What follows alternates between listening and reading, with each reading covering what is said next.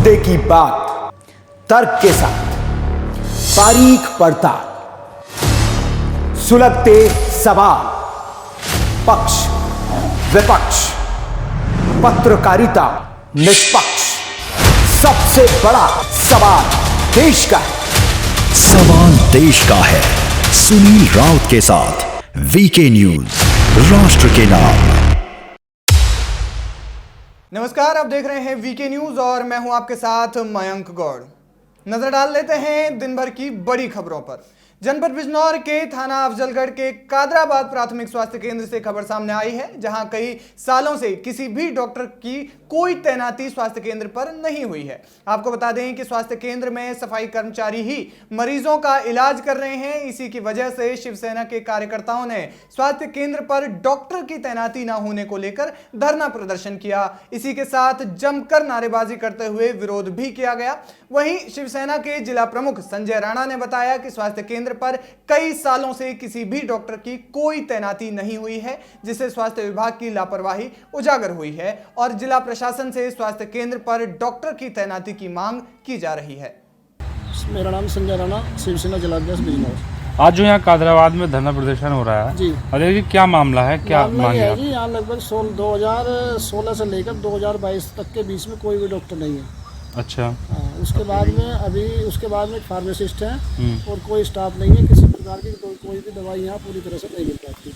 यहाँ से मुख्यालय कितनी दूर है? यहाँ से मुख्यालय लगभग 100 किलोमीटर। कैसे आप यहाँ मतलब स्वास्थ्य सेवाओं का लाभ कैसे मिल पाता होगा? मिल ही नहीं पाता। यहाँ से दूर जाना पड़ता है, कोई काशीपुर या फिर जो है बिजनौर या धामपुर। क्या मानते हैं आप इसमें, किसकी लापरवाही है? लापरवाही स्वास्थ्य विभाग की है। आजमगढ़ जिले से युवक की हत्या का मामला सामने आया है, जहां 24 घंटों के अंदर लगातार 3 हत्याओं से लोगों में डर का माहौल बन गया है। आपको बता दें कि युवक की हत्या धारदार हथियार से गला रेत कर की गई और वहीं युवक का शव झाड़ी में पड़ा मिला। शव को देखकर ग्रामीणों ने शव की सूचना पुलिस को दी और वहीं मौके पर पहुंची पुलिस ने शव को कब्जे में लेकर पोस्टमार्टम के लिए भेज दिया है। इसी के साथ पुलिस की तरफ से आगे की कार्रवाई की जा रही है। वहीं मौके पर पहुंचे एसपी यातायात ने घटनास्थल का निरीक्षण करते हुए कहा कि पूरे मामले का जल्द ही खुलासा किया जाएगा। पूरे देश में शारदीय नवरात्रि शुरू हो चुकी है। इसी के बीच बिजनौर के मां चामुंडा देवी मंदिर में भक्तों ने मां के दर्शन कर भैरव बाबा की पूजा अर्चना की। आपको बता दें कि आज से अश्विन शारदीय नवरात्रि पर्व की शुरुआत हो गई है, जिसमें पहले दिन मां शैलपुत्री स्वरूप देवी मां की पूजा अर्चना करने के लिए मंदिरों में श्रद्धालुओं की भीड़ उमड़ी। वहीं मां भगवती के 9 स्वरूपों की पूजा 9 दिनों तक की जाएगी। कोतवाली क्षेत्र के तीतरा खलीलपुर का मामला सामने आया है, जहां पूर्व प्रधान ने दबंगों पर चुनावी रंजिश को लेकर फायरिंग करने का आरोप लगाया है। पूरे मामले में पूर्व प्रधान ने बताया कि दबंगों ने गाड़ी में तोड़फोड़ की और इसके साथ ही दबंगों ने 1 दर्जन लोगों पर लाठी डंडों और ईंट पत्थर से भी हमला किया, जिसके बाद उन्होंने ये भी बताया कि इस हमले में उनका एक साथी गंभीर रूप से घायल हो गया है। वहीं घटना की सूचना पुलिस को दे दी गई है और पुलिस की तरफ से पूरी मामले की जांच पड़ताल की जा रही है। हमारा नाम महेंद्र सिंह यादव, पूर्व प्रधान तीतरा। अच्छा, क्या घटना हुई है जो आप कोतवाली आए हैं गाड़ी लेकर, पुलिस को शिकायत कर दिया? मैं अपने गांव से कोच की ओर आ रहा था। MSD कॉलेज के पीछे पंजाब भवन बना है, जहाँ पर गांव के 10-12 लोग घात लगाए बैठे थे। सुबह से मुझे पता नहीं चला कि ये हम पे अटैक करना चाहते हैं। जैसे वहाँ आए तो इन लोगों ने तुरंत फायर किया, तो 3 फायर करे तो गाड़ी से उड़ के हम भागे। हम 2 लोग थे, एक शंकर सिंह राठौर, मैं महेंद्र सिंह यादव। शंकर सिंह का सर फट गया, गोली चलाई तो मैं भाग के वहाँ पास में मेरा एक मकान था, तो वहाँ जाके हम घुस गए। जी, ग्राम तीतरा कोतवाली कोच के अंतर्गत आता है।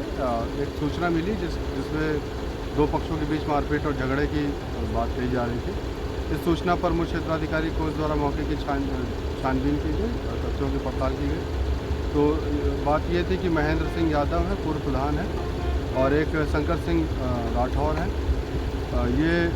ये दोनों जब अपने महिंद्रा जाइलो गाड़ी से आ रहे थे तो इनके घात लगाकर 4 लोगों ने इनके साथ मारपीट करी और एक पत्थर मार दिया, जिससे इनका विंडशील्ड टूट गया है। आजमगढ़ जिले के शहर कोतवाली क्षेत्र के मोहल्ला गुलामी से पुलिस को बड़ी कामयाबी मिली है, जहां पुलिस को डॉक्टर संजय कुमार यादव ने तहरीर देते हुए 4 दिन पहले शिकायत की गई थी कि एक अज्ञात नंबर से फोन करके 60 लाख रुपए की रंगदारी मांगी गई है, जिसके बाद कई बार उसके और दूसरे तीसरे दिन 40 लाख की रंगदारी देने की बात कही गई तथा पैसे नहीं देने पर जान से मारने की धमकी दी गई, जिसके बाद पुलिस की तरफ से कार्रवाई करते हुए सूचना के आधार पर बदमाश की घेराबंदी की गई, जिसमें बदमाश ने पुलिस पर फायरिंग कर दी। जिसकी जवाबी कार्रवाई में पुलिस की तरफ से की गई फायरिंग में बदमाश गोली लगने से घायल हो गया, जिसके बाद पुलिस ने 60 लाख रुपए की रंगदारी मांगने वाले अपराधी को गिरफ्तार कर जेल भेज दिया। कोतवाली क्षेत्र में उम्मार उर्फ निजात नाम के अपराधी जो बलकट क्षेत्र का रहने वाला है, उकरौड़ा पुलिया के पास पुलिस के साथ मुठभेड़ इसकी हुई है। वह इसके दाहिने पैर में गोली लगी है। इस अपराधी के द्वारा थाना कोतवाली क्षेत्र के डॉक्टर से 60 लाख रुपए की रंगदारी मांगी गई थी और न देने पर इसने जान से मारने की धमकी दी थी। इस प्रकरण में पुलिस के द्वारा मुकदमा अपराध संख्या 584/23 धारा 386, 504, 506 आईपीसी का कायम किया था। पूछताछ में ये पता लगा है कि इस अपराधी के पिता डॉक्टर के यहां पर फर्नीचर का काम करते थे। एमपी में आगामी चुनाव को लेकर पिछले दिनों प्रत्याशियों की सूची जारी करने का ऐलान किया गया था, जिसके बाद कांग्रेस कमेटी की तरफ से मध्य प्रदेश के चुनावों को लेकर नवरात्रि के पहले ही दिन प्रत्याशियों की सूची जारी कर दी गई है, जिसमें कांग्रेस की तरफ से 144 प्रत्याशियों की लिस्ट जारी की गई है। इस लिस्ट में नाम आने के बाद सभी प्रत्याशियों में खुशी का माहौल देखने को मिल रहा है। सुवासरा विधानसभा सीट से उपचुनाव में कांग्रेस के हारे हुए उम्मीदवार को फिर से मैदान में उतारा गया है। मंदसौर विधानसभा से कांग्रेस के जिला अध्यक्ष को टिकट मिला है। इसके साथ ही मनासा विधानसभा से दिग्विजय सिंह सरकार में मंत्री रहे नरेंद्र नाहटा को फिर से मौका दिया गया है। एमपी में चुनाव की सुगबुगाहट के बीच आरोप प्रत्यारोप का दौर भी शुरू हो गया है, जिसमें बीजेपी की तरफ से मंत्री विश्वास कैलाश सारंग ने कांग्रेस के पूर्व सीएम दिग्विजय सिंह के ट्वीट पर पलटवार किया। इस दौरान राजनीतिक विश्लेषक विश्वास कैलाश सारंग ने पत्रकारों से बात करते हुए पूर्व सीएम दिग्विजय सिंह के साथ कांग्रेस पार्टी पर भी तीखी प्रतिक्रिया देते हुए जमकर जुबानी हमला किया। इसी बीच उन्होंने कहा कि यह कांग्रेस पार्टी की पुरानी आदत है, जिसमें कांग्रेस के नेता बिना तथ्यों के आरोप लगाते रहते हैं। बिना तथ्य के आरोप लगाना ये कांग्रेस के नेताओं की आदत है, क्योंकि जमीन पूरी तरह समाप्त हो गई है मध्य प्रदेश में कांग्रेस के लिए। अनर्गल आरोप लगाना, भारतीय जनता पार्टी को, भारतीय जनता पार्टी के नेताओं को बदनाम करना, ये कांग्रेस के नेताओं की आदत है। अरे आए जनता के बीच जाएं, मुद्दों पर बातचीत करें, बिना तथ्य के बात करें। कभी प्रियंका जी आती हैं, वो अनर्गल आरोप लगाते हैं, खुद आरोप को वापस ले लेती हैं। एमपी में आगामी चुनाव की पृष्ठभूमि तैयार कर ली गई है, जिसको लेकर चुनाव टिकटों पर आरोपों का दौर भी शुरू हो गया है। इसी बीच शहडोल जिले में जिला पंचायत उपाध्यक्ष एवं निर्भया सेलेब की अध्यक्ष महिला मोर्चा की फूलमती सिंह ने पत्रकारों से बात की। पत्रकारों से बात करते हुए महिला मोर्चा की अध्यक्ष ने जैतपुर विधायक मनीषा सिंह को जयसिंह नगर का प्रत्याशी बनाए जाने का विरोध किया। इसके साथ ही जिला उपाध्यक्ष ने मनीषा सिंह को टिकट देने पर पुनः विचार करने की भी बात कही। इसी बीच उन्होंने ये भी संभावना जताई कि अगर टिकट पर विचार नहीं किया गया तो बीजेपी को नुकसान उठाना पड़ सकता है। विभिन्न पदों में मैं रहा और आज आप लोगों को बुलाने का मकसद है कुछ राजनीतिक गतिविधियों के बारे में बात करना। विधानसभा क्षेत्र के जयसिंह नगर विधानसभा क्षेत्र से जिस कैंडिडेट को हमारे सीट दी गई है, बिना राय मशवरा से या जनता के और पार्टी लेवल के उपेक्षा की गई है, सर्वे के अनुसार खरे नहीं उतर रही है, इसके विषय में आप लोगों से चर्चा करना है। जी बताइए, तो आज आप क्यों ये प्रेस वार्ता में? जो जयसिंह नगर विधानसभा से दूसरे क्षेत्र के प्रत्याशी यहाँ रखा गया, उसमें मेरे समूह की दीदी और मेरे जनता जनार्दन सभी थोड़ा सा विचार करने के लिए मुझे बोला कि दीदी आप कुछ करिए, पत्रकार वार्ता करिए, कुछ भी करिए, ताकि ये ऊपर तक वरिष्ठ जो हैं हमारे नेता वहाँ तक ये बात पहुँचे, जो कि ये गलत हुआ है। हम जो हमारी दीदी अपने समूह की दीदियों को आगे बढ़ाने का प्रयास आशा कर रही थी, तो आशा उनका थोड़ा सा टूट गया है। मैं पार्टी के विरोध में नहीं हूँ, सिर्फ उनके निर्णय के लिए मैं ये बात ऊपर रखना चाह रही हूँ आपके माध्यम के द्वारा। देश भर में शारदीय नवरात्रों की शुरुआत हो गई है, जिसको लेकर भक्तों में काफी जोश और उमंग देखने को मिल रही है। इसी के साथ ही मां दुर्गा के स्वरूपों को ध्यान में रखते हुए पिछले काफी समय से मूर्तियों की तैयारियां शुरू कर दी जाती हैं। इसी बीच मूर्तिकार सभी प्रतिमाओं को अंतिम रूप देने में जुट गए हैं। यहां जिले के सभी मूर्तिकारों की तरफ से अलग अलग मूर्तियां बनाई जाती हैं, जिसमें मूर्तियों का साइज 2 फीट से लेकर 6 फीट होता है। सावन प्रजापति, आपके द्वारा जो है मूर्तियां बनाई जाती, कब से बनाई जा रही है? आप 10-15 साल से बना रहे हैं। अच्छा, इसको लेकर जो है आपको धंधे में या इसकी सेलिंग में किस प्रकार की परेशानी आ रही?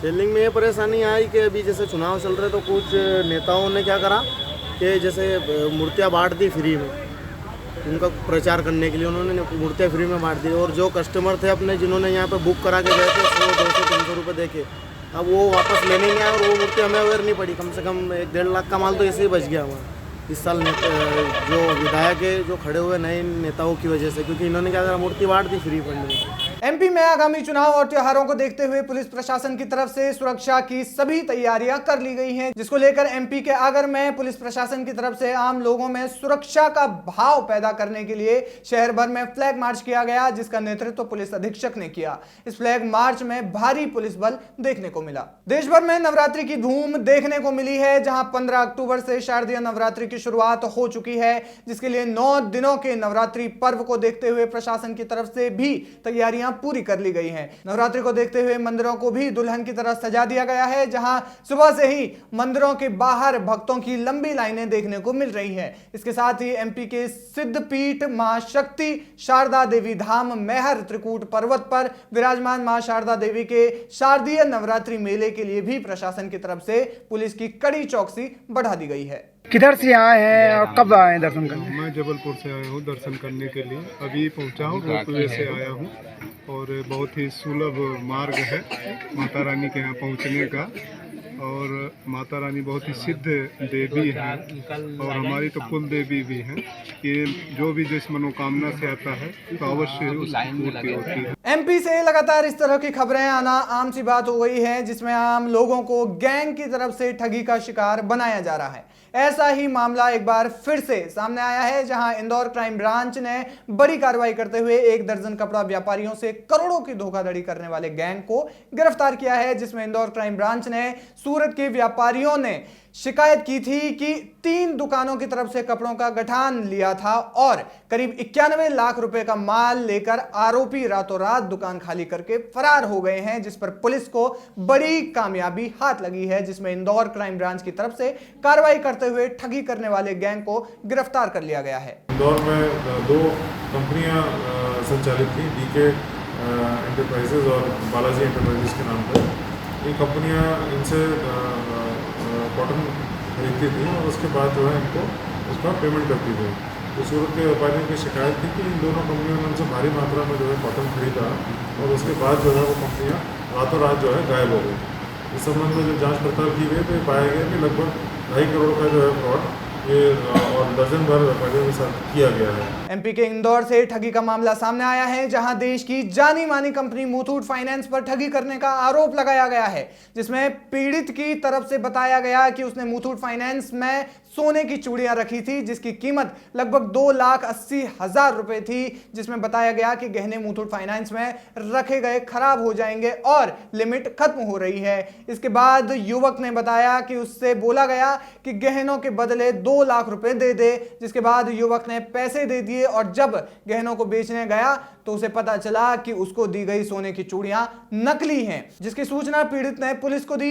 इस पूरे मामले में पुलिस की तरफ से कार्रवाई शुरू कर दी गई है। ये सूरज एक फरियादी है, जिसके द्वारा ये बताया गया कि उसके जो परिचित का जो रहने वाला व्यक्ति है राकेश, उसके द्वारा ये बताया गया था कि मेरे मुथूट फाइनेंस पे सोना रखा हुआ है, वो सोना खराब हो जाएगा, चूँकि मेरी टाइम निकला जा रहा है, तुम पैसा दे दो मुझे और सोने की चूड़ी निकलवा लेना। तो उसको 2 लाख रुपये दे दिए।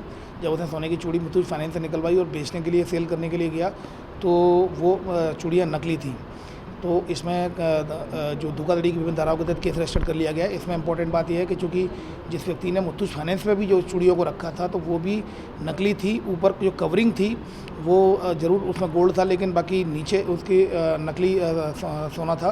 तो इस आधार पर से FIR रजिस्टर कर ली गई। इन्वेस्टिगेशन में आए तथ्यों के आधार पर वैधानिक कार्रवाई की जाएगी। राजस्थान में आगामी चुनावों के लिए चुनाव की तारीखों का ऐलान कर दिया गया है, जिसको लेकर चुनाव आयोग की तरफ से आदर्श आचार संहिता भी लागू कर दी गई है, जिसके बाद पार्टियों ने भी कमान संभाल ली है। इसी बीच जिले में चल रहा बीजेपी का कार्यकर्ता सम्मेलन भी समाप्त हो गया है। सम्मेलन के समाप्त होने पर सम्मेलन की अध्यक्षता भाजपा व्यापार प्रकोष्ठ के शहर संयोजक राकेश जैन ने की और इस दौरान कार्यकर्ताओं को संबोधित करते हुए विपक्ष पर राकेश जैन ने जमकर निशाना साधा। इस बुलेटिन में फिलहाल इतना ही। देश और दुनिया की तमाम बड़ी खबरों के लिए आप बने रहिए हमारे साथ, देखते रहिए वीके न्यूज। नमस्कार। वीके न्यूज, राष्ट्र के नाम।